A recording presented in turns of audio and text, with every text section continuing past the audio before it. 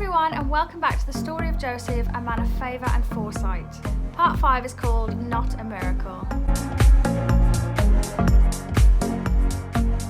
So in the last video we looked at how God's hand of provision was in every move of Joseph's life, including the fact that he went to the prison and then what happened while he was in the prison. And I talked a little bit about how he found his way out when he was just serving and loving other people. So in today's video we're going to look at chapter 41, and it begins by saying that Joseph is still in the prison 2 years after the cupbearer has been restored back into his position in Pharaoh's house. Now Pharaoh is having dreams, and we can see that all the dreams have been in pairs. So Joseph had 2 dreams, there was 2 dreams in the prison, and Pharaoh has also had 2 dreams. And one of Pharaoh's dreams, like Joseph's, involves grain and wheat, which is related to the famine, the big problem of this story. And the cows in Pharaoh's dream probably represent food as well, which is also relating to the famine that Egypt's about to go into. And first of all, Pharaoh tries to have his magicians interpret his dreams, which was common practice at that time, but they weren't able to interpret the dreams that Pharaoh was having. And it's at that moment that the cupbearer remembers Joseph, and he tells Pharaoh, and this is exactly what Joseph asked him to do. He said, please remember me and mention me to Pharaoh.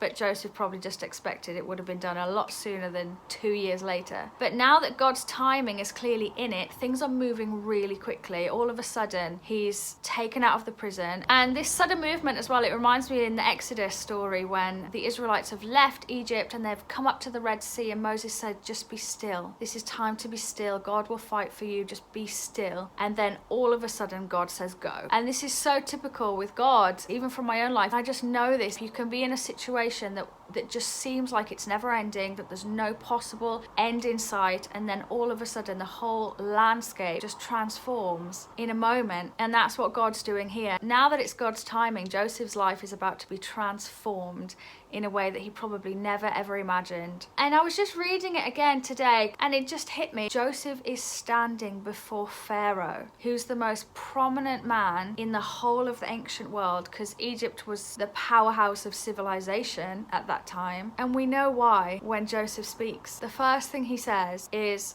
I cannot, but God will. He stands before the highest and glorifies God above all. In the prison, Joseph seemed to be operating very competently within his gift, and he's confident in his gift, and he recognized God's authoritative role in it all. He said the interpretations belong to God, but then he says to the prisoners, tell me your dream. He was relying on God, but there was a natural part and partnership with the divine that was going on in the way that he was interpreting the dreams in prison. But then, now he's standing before Pharaoh, his language is very different. He says, I can't, but God will. And there is no mention of Joseph at all in this partnership. I just got this real sense that he is moving into new levels of this gift. And he's gone beyond his human competence. Any sense of familiarity is gone out the window. He has gone into new depths that he has never known before. And this is just a complete picture of faith. The only thing that is keeping him there in front of Pharaoh is his knowledge that God will, because he can't. It's all on God. And you know, he doesn't say God can, he says God will. Joseph knows this is a moment of significance. It's a moment of action. God is in the place. God is about to move. And Joseph is just fully surrendered. And so Pharaoh explains his dream. And in verse 21, he gives some extra information about the cows. He says that the lean cows will eat up the fat ones, but even once they've eaten them, they'll still be lean, and no one could even tell that they had eaten the fat cows. This just shows that the famine is going to be so bad, no one's even going to remember the time of abundance that came before. And Joseph actually confirms that in verse 31. And then Joseph goes on to explain the dreams, that Egypt is going to have 7 years of good growth and abundance, followed by 7 years of extreme famine. And this is the word of knowledge that he's just delivered. And then Joseph continues talking.